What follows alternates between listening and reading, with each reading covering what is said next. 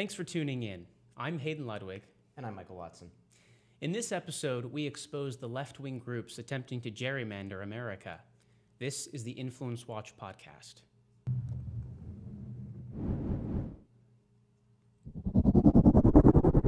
The 2020 census may be a few years away, but as some have already noted, the 2018 midterm elections mark the unofficial start of the redistricting season, when the Census Bureau apportions House of Representatives seats and states redraw the congressional map. It's a critical time for both main political parties, since whichever party controls state legislatures has the upper hand in drawing those boundaries to benefit themselves, a practice often denigrated as gerrymandering. But one group on the left, led by former Obama administration Attorney General Eric Holder, is organizing an unprecedented effort to help Democrats take over state legislatures ahead of the 2020 census. We're here to discuss this group, the National Democratic Redistricting Committee, and what they're planning for the near future. Now, Mike, maybe you want to discuss a little bit what is gerrymandering anyway? So the way that we elect Congress and state legislatures in almost every state, a couple of the New England states and West Virginia are weird, but is to have one congressman who represents a geographical territory, what's called a single-member district. So let's use an example. Let's talk, we can just talk about Virginia. My parents live in the town of Chesapeake. They have a member of Congress. They are in this one district. They vote either for the Republican or the Democrat in that district. Whoever wins the district gets to be in Congress. Add them all up across the country with the caveat that there has to be at least one congressman from every state. Then you have Congress. The way those districts are drawn and who gets to draw them can have a substantial impact on how on who gets elected. My parents is an example. They used to be drawn into a Republican district that elected a Republican representative, but then after a court-ordered change because of the Voting Rights Act, they got redistricted into a Democratic district. So now it elects a Democrat. Every time the census is taken, also there has to be the decision, because the House is apportioned by population among the states, who gets more congressmen, who gets fewer congressmen. And for the drawing of districts in a partisan manner is as old as the American Republic. Well, and I would point out, that's really where that funny word gerrymandering comes from. Right, it comes from the name of Elbridge Gerry, who was governor of Massachusetts, later was vice president for Madison, I think. He was at the Constitutional Convention, one of the lesser known founding fathers, who became one of the early republic's more effective political operatives. Well, and you had mentioned it before. Who his allies, he was a Jeffersonian, his allies in the Massachusetts state legislature, when they were drawing the congressional districts for Massachusetts, they realized that if they could draw a kind of funny-looking district in most of it, I think it was western Massachusetts, they would be able to elect another Jeffersonian. And the Jeffersonian opponents, the Federalists, their newspaper thought that this funny-looking district looked an awful lot like a salamander. And so we get Gerry's name, which has become Gerry, and the salamander that his district kind of looked like. Exactly. This is the thing that comes up every 10 years, right? It's constitutionally mandated. I believe, Census Day is April 1st of every year. Yeah, April 1st of the year with a zero in it. And that's to determine how many congressmen each state gets. So, Virginia has 11 and Maryland has 8, I think. Well, and you bring up an interesting point, too, that obviously the big thing ahead of drawing these maps is populations moved a lot since the last one in 2010, 2011. Populations change. You have immigration. You have differential birth rates. Utah gets a new seat because they have a very high birth rate, and Texas gets a new seat because they have a lot of immigration and also domestic migration.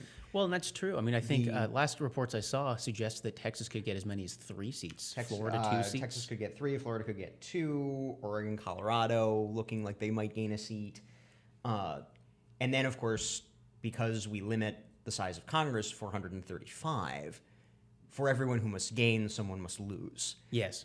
So West Virginia is probably going to lose one of their 3 seats. Some of the states in the Rust Belt Midwest, Pennsylvania, Ohio, I think is in trouble, might lose a seat. Illinois might lose a seat. And as a result, if a district disappears, you then have to readjust all the other districts to make sure that they're equal in population. Yes. And when that happens, you really want to be in charge of the state legislature. Because in most states, there are some exceptions. California's an exception. Arizona, I think, is an exception. There is some other body that does the redistricting process. But usually it's the state legislature. Well, and that you bring up an interesting point, that most of the states that the group we're going to be talking about, the NDRC, is focused on are states that don't have one of those independent, so-called independent commissions to draw. Although I will by say those independent commissions are a bit interesting. Arizona's ostensibly independent redistricting commission in the current cycle, the map that they drew is almost indistinguishable from a pro-democratic gerrymander. Well, and that's the point right there. Who's calling the current system gerrymandered? All the time. I mean, you call it gerrymandered if you're not winning. So Maryland Republicans call the map drawn by Maryland Democrats, which fillets Anne Arundel County in kind of in between Washington and Baltimore, into about 4 pieces and packs it in with a bunch of Democratic counties to make sure that there isn't a second Republican elected to Congress from Maryland. They call that a gerrymander. Democrats in Ohio, where the Republicans drew the map and packed all the Democrats, at least people who as of 2010 were Democrats, in little compact city-based districts. They call that a gerrymander. You complain about gerrymandering when you're not the one doing it. And both sides do it diligently and with a level of scientific precision that Elbridge Gerry could only dream of. Well, and you highlight the main point of why isn't there an equal clamoring over the word gerrymandering, accusations flying mostly from one side as opposed to pretty equally from both sides. I think we both would point to the roughly 1,000 seats that Democrats lost from state legislatures all the way to the Congress during Barack Obama's presidency. The weakness of the Democratic Party under the subnational Democratic, in fact, sub-presidential Democratic Party under Barack Obama put Democrats in the situation that they are in. Now, that is not to say the wheel will not turn the other way after the 2020 census. If you look at the public opinion polling, if you look at some of the results from special elections, in Ohio, we just had a special election in Ohio. The Republican usually carries that seat by many points. I think the former representative Pat Tiberi won his last election against a no-name, some dude character by like 20. Wow. The Republican last week won it by 1. That is an example of one of the dark sides of gerrymandering. If you're the one doing the gerrymandering, that's called a dummy-mander. When you've drawn so many close seats that if the national environment turns against you because you are the presidential party and the president is unpopular, for instance, and then all of a sudden all your guys who used to win pretty comfortable 10-point margins find themselves losing by 2. And again, this is kind of why I am a skeptic of Democrat whining about gerrymandering now and of the efficacy of gerrymandering as a way to lock in your majority for an indefinite period. People move, populations change their voting behavior, parties change. So, Holder and the National Democratic Redistricting Committee, their aim, essentially they saw what the Republicans did after 2010 with a group called the Republican State Leadership Committee, RSLC. So much success winning state legislative districts, so much success in the redistricting process, protecting, because you can protect a couple of points, your margin, protecting that margin. And they said, hey, we should do that. And now that the Democrats at the subnational level appear to be in the ascendancy, Holder and his committee look like they're going to have the opportunity to make substantial revisions to the congressional districts in the Democrats' favor. Well, and you bring us to the main point at hand. The NDRC, this is the main organizing body for the Democratic Party, for the left, to try and redistrict things ahead of the 2020 census. I mean, the bottom line... I mean, one moment. You have the census and then you do the redistricting. Unless a court orders you to redistrict, which is what happened in Pennsylvania, when the Democrats took control of the state Supreme Court and the state Supreme Court threw out the congressional map. Well, and you're right to clarify that. So there is some... There's sometimes you can redistrict before a census. In Texas, in the 2000s, the Republicans took control of the state legislature. In 2004, the Democrats had already, I think it was 2002, the Democrats had already drawn a map for the 2002 elections, and the Republicans decided, we're going to throw that map out and we're going to draw our map. Of course, at the time, it was highly controversial because it was Republicans doing it. And it, theoretically, sure, if the Democrats took control of, say, Michigan, they could try to redraw the congressional districts just for the 2020 election. But really, this is about 2021. You have the new apportionment, the seats are distributed, and now you're drawing the maps blank. Yes. Well, and that comes to the nub of the issue. I mean, the NDRC has described itself as the strategic hub for a comprehensive redistricting strategy. The idea, I think, being pretty clear here, we shouldn't have multiple Democratic organizations trying to do this. We need to concentrate power and coordination in one organization. Right. And it's to organize it within the party structure. Again, the Republicans did something very similar during the Obama years with the Republican State Leadership Committee. It was during the Obama years fantastically successful. You said, as you pointed out, the Democrats lost 1,000 seats. It was something like 30 chambers, something like that. So, yeah. And offices up and down the ballot. That seems to be kind of how our politics are developing. Where if you're the presidential party, you take a bath at all other levels. Sure. Well, let's shift over and talk about Eric Holder, who's the chair, and I would say probably the founder, if not he's certainly the face. He's certainly the face of it. Yes. And the figurehead's not really the right word because he actually does do stuff. Sure. But the rallying point. Yeah, the brainchild master or something. something like that. So let's talk about he's notoriously scandal-ridden. I would call him a controversial figure. Sure. Probably the most notable scandal controversy involving Holder was when he was Attorney General, there was a Department of Justice program that involved sending firearms into the black market and then not really tracking them. Yeah, that was called Fast and Furious. Yeah, Operation Fast and Furious. And that was run through the Bureau of Alcohol, Tobacco, and Firearms. Yeah, which is a subordinate entity of the Department of Justice, which is headed by the Attorney General. In this case, Eric Holder. We should point out. Yeah, and in 2009 to 2014, that was Eric Holder.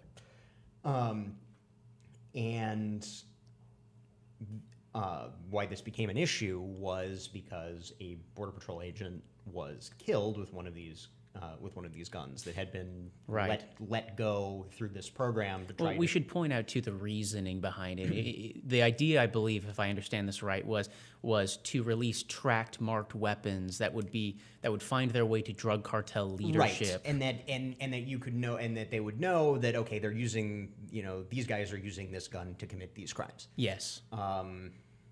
Yeah, and unfortunately, it's kind of backfired. It's kind of not obvious that was productive in any way, and it did get one of our guys killed. Yeah.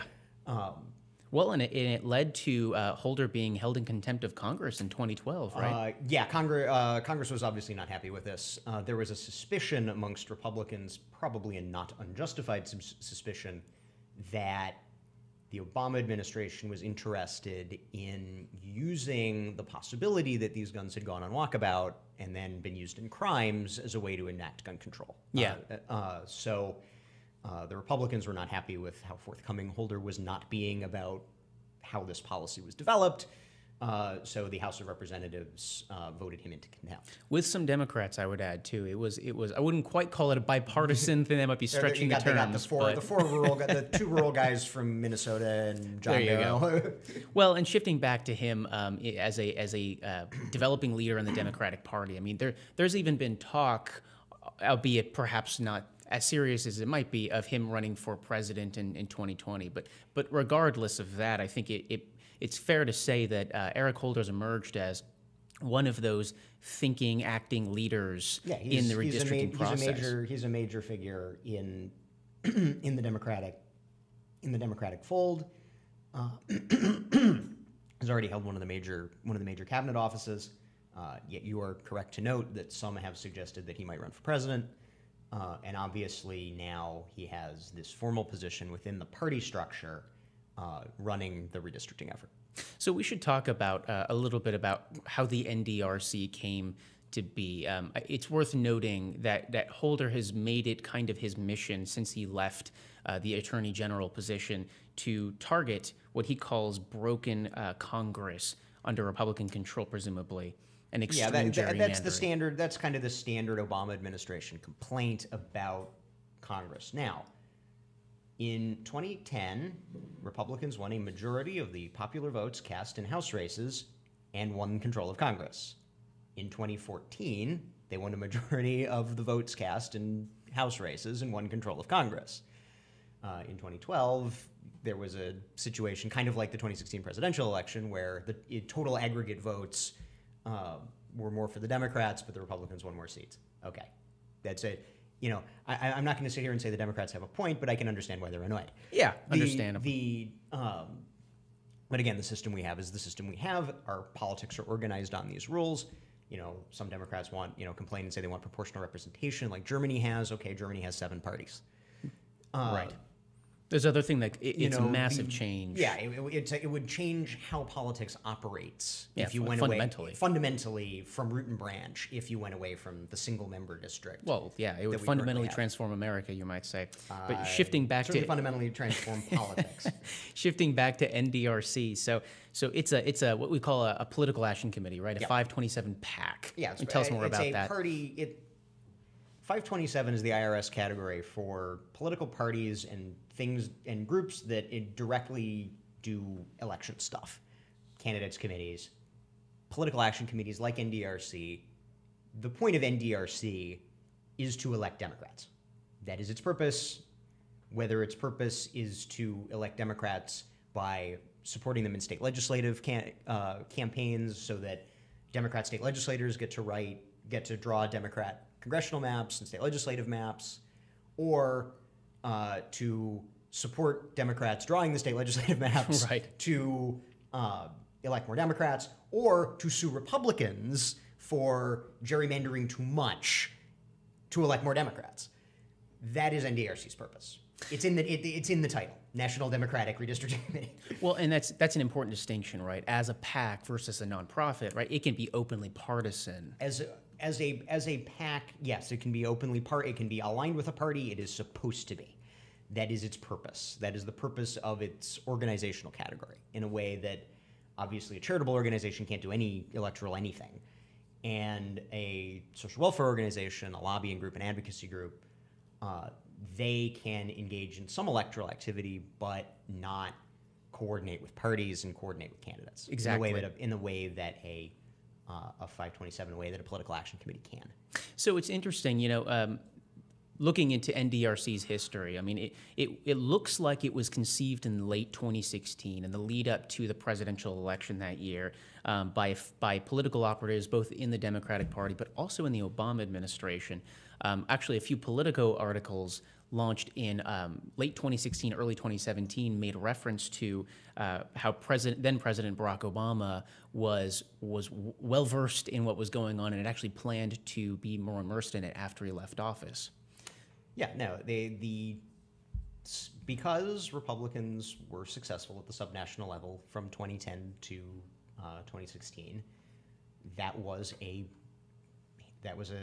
like driving with your parking brake on for the Obama agenda.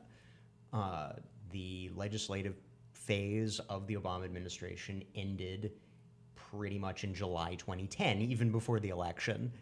And by, and there were no, after Obamacare, and there had been the stimulus before it, there were no major legislative initiatives that the Obama administration was able to pass. They were not able to pass immigration reform. They were not able to pass a environmentalist energy policy in legislation. This is why, again, Obama infamously said, I have a pen and I have a phone. Well, problem with pen and phone is that at some point somebody else gets the pen and the phone, and they might try to undo everything that you did with your pen and the phone.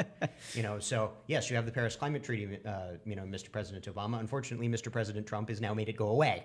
Well, and there you have it. That's why we have a Congress. Right. And that's not supposed to be the point of a legislature, is to have stable policy making that is, ensconced in law. And if you want to see the difference between pen and phone and legislation, the Republicans, entirely unsuccessful in repealing or substantially constraining Obamacare. That was legislation that passed.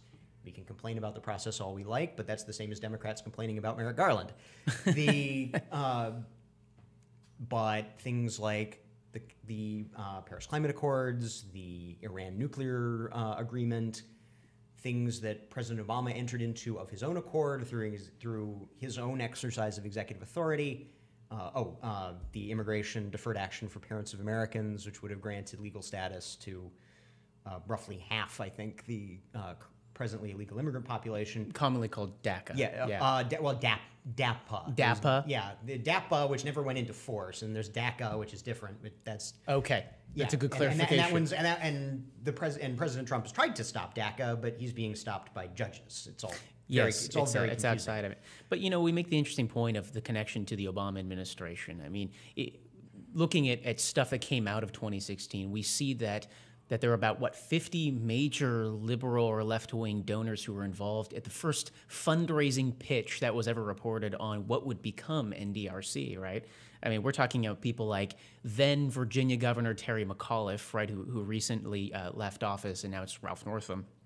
Connecticut Governor Dannell Malloy. It goes on. Big labor. I mean, we talk about some of the groups involved. Yeah, you've got, all your government worker unions, AFSCME, National Education Association, the AFL-CIO, some of the left-wing pro-abortion women's groups, Emily's List, Planned Parenthood, the environmentalists, Sierra Club, League of Conservation Voters, and then your sort of Democratic partisan organs, the House Majority PAC, which is the super PAC for Democratic candidates for the House of Representatives.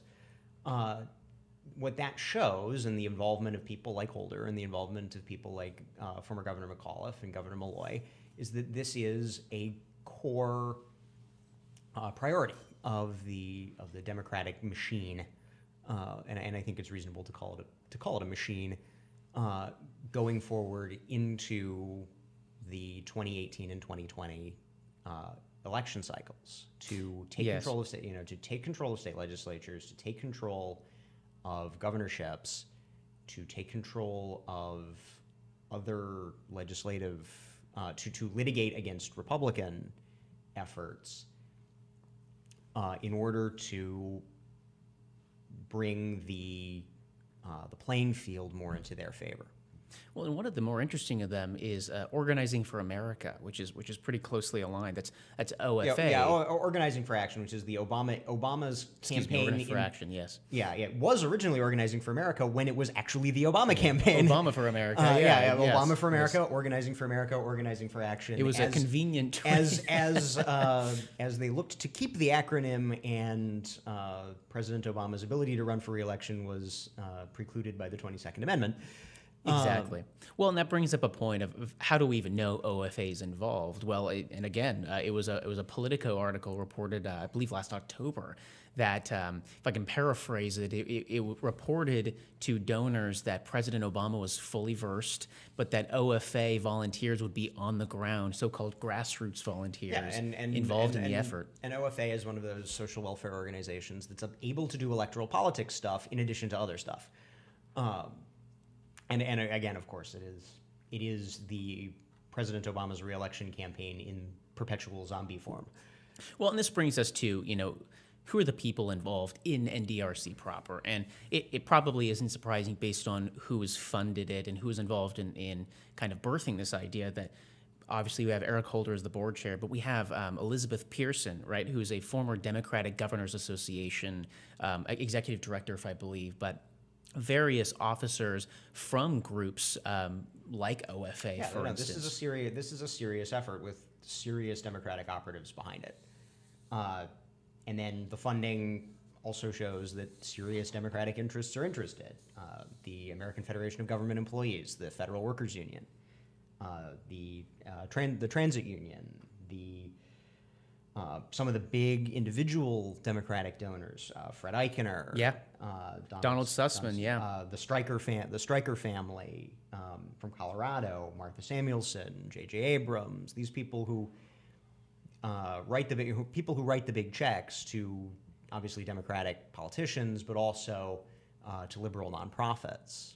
Exactly, and we should highlight the funding too. Shouldn't surprise that this really covers the gamut of left-wing or Democratic Party aligned organizations. I mean, not only do you have board members and officers and probably funding as well from groups like America Votes, which is a voter mobilization, get out the vote kind of organization, right? I mean, you have funding from the American Federation of Government Employees, AFG, right?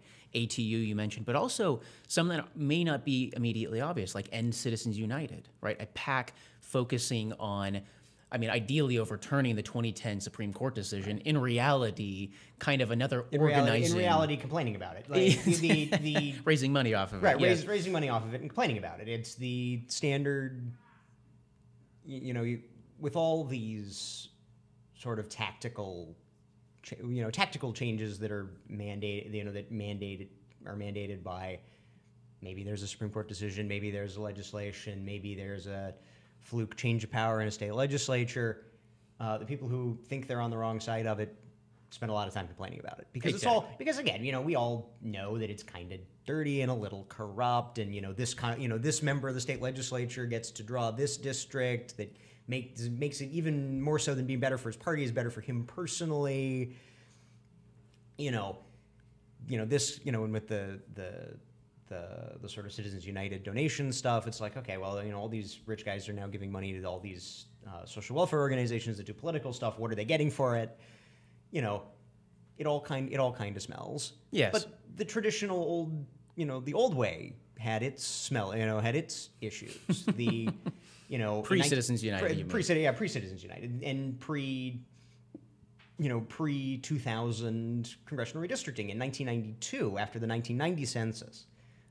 The Democrats in Georgia, this was back when Georgia was still Jimmy Carter's Georgia, still part of at the sub-presidential level, the old Solid South. Yeah, Newt Gingrich is the exception, not the rule. And they tried to make him not the exception anymore. At all. They filleted his district into, I think, 3 parts to try to break up his home base so that either he would lose re-election or not get the nomination. And they failed, and 2 years later he was Speaker of the House. There you go. Again, another indication that when, redistricting, yes, it's important, which is why groups like National Democratic Redistricting Committee and Republican State Leadership Committee exist. But if the overwhelming change in political preference and political demography, which in the late 1980s and early 1990s was Sun Belt, so that's Southern and Western, specifically Southern, suburban, educated, higher income voters were switching from ancestral Democratic allegiance to what would become there for the next 20 years until basically 2017, Republican allegiance. Once that starts happening, you can redistrict all you like, but if the tide comes in, and you can't stop it. Well, and it's part of that bigger trend of population moving south and west. I mean, we kind of talked about the Sun Belt states. Florida. Look at Florida. The book that destroyed American politics, John Judas and Roy Teixeira's Emerging Democratic Majority. The theory is, all right, we're going to have young people, we're going to have immigrants, and those two plus the existing Democratic base, and we've got it in the bag. And if you look at the poll, at the sort of political polling and the voter registration numbers and all that in Florida, that's not happening. The big theory of now is that after the major hurricane last year in Puerto Rico, a lot of Puerto Ricans who are American citizens can freely move to the mainland. Right. A lot of them moved to Florida because there's an established Puerto Rican population and other established Spanish-speaking populations that they can make it easier to blend into mainland society. That they were going to come and that was going to swamp. This was going to be it. This was going to swamp the Republican Party of Florida. It's over now. And the polling thus far shows that's not happening. And part of the reason is Puerto Rico-based Puerto Ricans aren't as left-leaning as people think they are. Yes. And the other part is that the other way that Florida tops up its population is old people moving south to retire, replacing existing populations. Replacing existing populations as they go the way of all flesh. Well, and it's very telling that Florida's to pick up probably 2 seats, they estimate, and while New York's losing 1, right. A lot of the Northeast states losing 1. It tells you it is a senior right-leaning population that's moving down for retirement and getting out of a cold and very expensive. Your pension goes a lot farther in Florida, where the cost of living is lower and there's no state income tax, and than it does in New York City, where you have, in addition to an obscenely high cost of living, you have obscenely high state tax, and then you have obscenely high local tax, and then it just all starts piling up. Well, it's that permanent Democratic majority that's always on the brink of emerging, but never quite actually emerges. After the 2004 elections, it was supposedly the permanent Republican majority. There were books written. There were books written about it.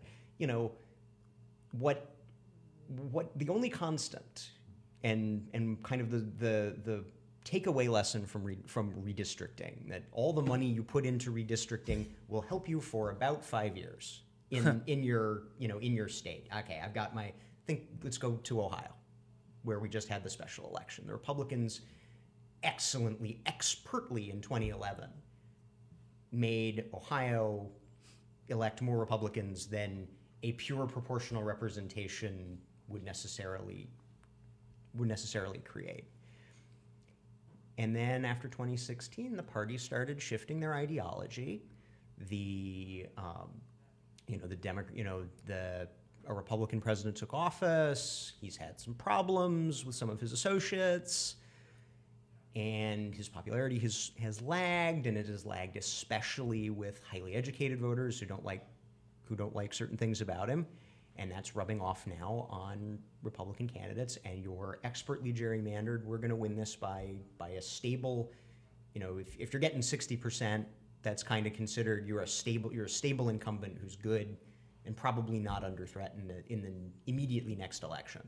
We were going to, that the Republicans are going to get, 60 to 2/3 in that district for as long as the eye can see. But all those changes happen. People move. People change their mind. Different issues come to the fore. In 2011, the Republicans were all about the deficit and Obamacare, and today it's immigration and trade protectionism. People who liked the first might not like the second, and people who liked the first or squishy on the second might just stay home.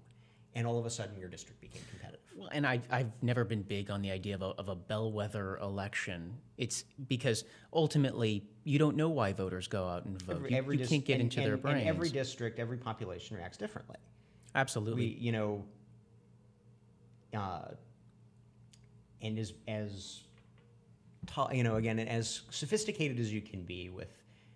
On this podcast, we've discussed political data before, back when there was that controversy over Cambridge Analytica, and we discussed the Catalyst, the Democratic Democracy Alliance. I would bet a very large sum of money that Eric Holder's group, National Democratic Redistricting Committee, are going to be using data from Catalyst or someone like them when it comes time to actually start redrawing constituencies in the Democrats' favor. Well, now Catalyst being the main left-wing political data associated with the Democracy Alliance, which is the the guys like Fred Eichen are members of the Democracy Alliance, Right. Which pulls all the money and tells the rich guys like Fred Eichen where the money should go. Well, and looking at the bigger picture of NDRC, I mean, why does this matter? You have to look at their tactics, because we've mentioned that this is the unofficial start of the 2020 fight. In reality, while that's true, we still are looking at 2018 as, again, if that word bellwether, but certainly a predictable thing. I mean, NDRC boasts about its position. 1820 decide 18 and 20 and 19 in states like Virginia that are weird and have off-year elections. Yeah. Decide who will draw the maps in 21. And groups like National Democratic Redistricting Committee, Republican State Legislative Committee will be involved in these races because they know what's coming on the other side. But which states would Holder and the NDRC target? Well, if you think of it in terms of the good folks at Ballotpedia have a term they call trifecta. That's when you control, in the 49 states that aren't Nebraska, which is weird, you have a governor and 2 houses of the state legislature.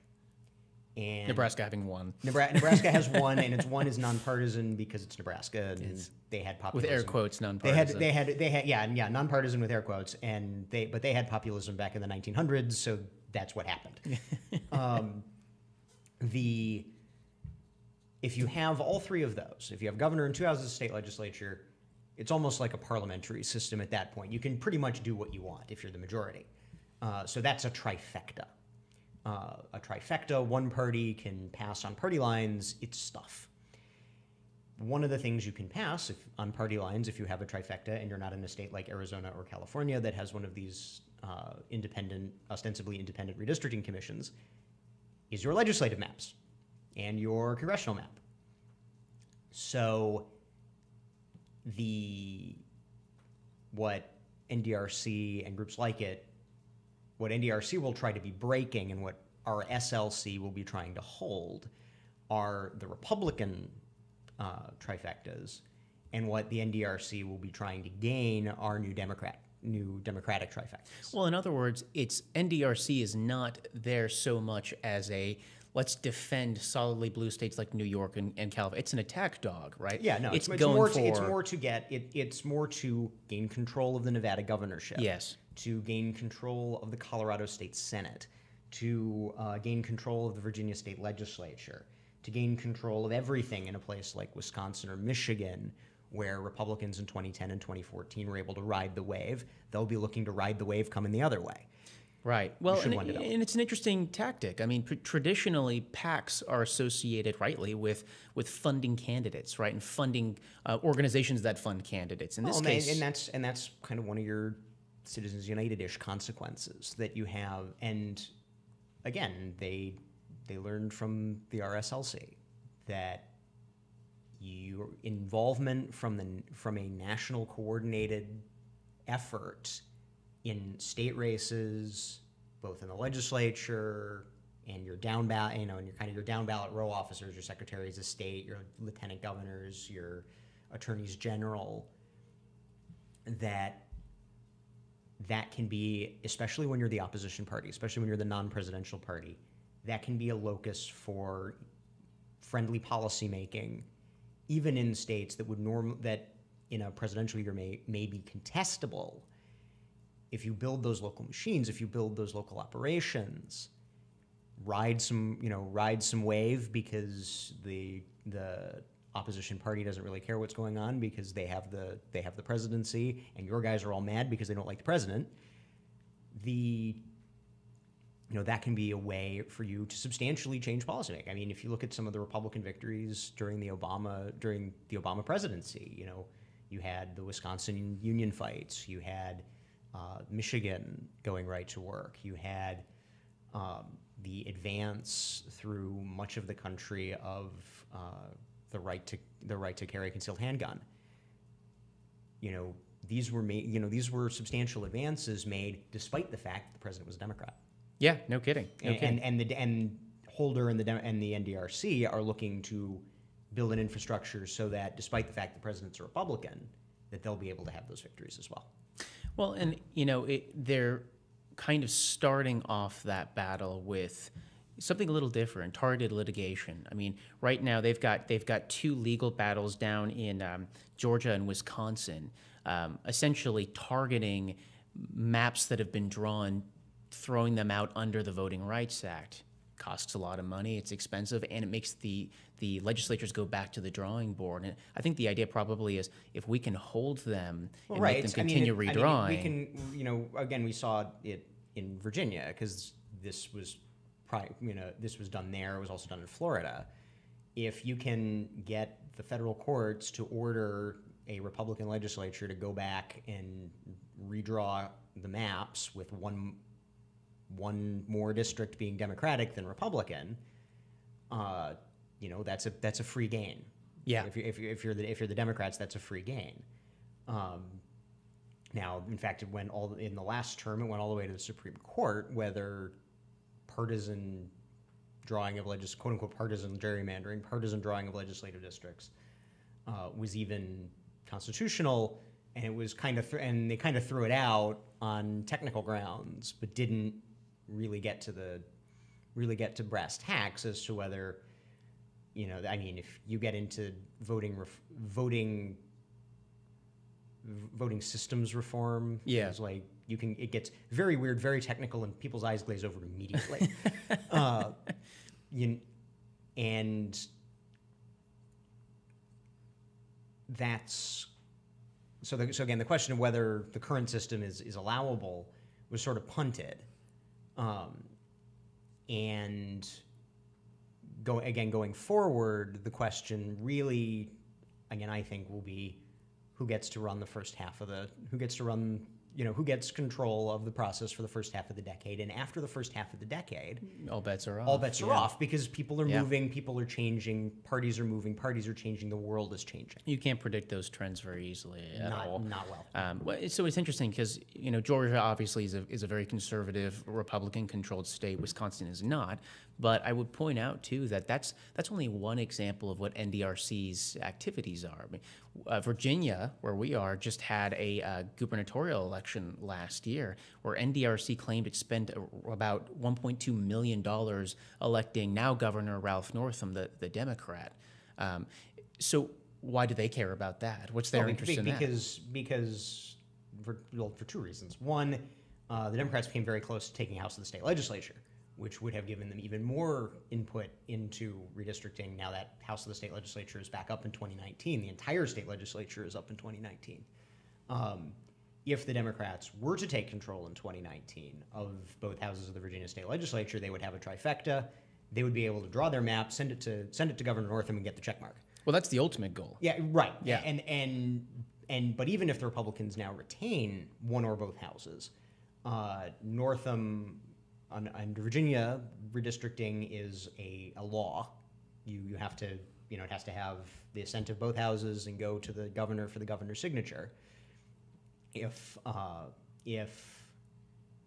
if Republicans retain control of one or both houses, the Democrats will get a say-so because Northam could veto a map that the Republicans drew if it's quote unquote too Republican. Well, and you think about it, between targeted litigation and that actual veto, I mean, they both form a kind of veto, if not an outright one. I think the idea being, okay, let's keep Republicans from drawing the maps for a few more years. It's all about gaining influence over the process, and with an eye towards ultimately, if you can take it in the long run, great, and then of course you're at the whim of the winds, of the political winds, however they should blow. Yeah, no kidding. Well, that's our show for this week. If you're listening to this on iTunes or Stitcher, know that we broadcast a live video version of this podcast at 10 a.m. on Thursdays on Facebook Live and YouTube, where you can find our pages by searching Capital Research Center.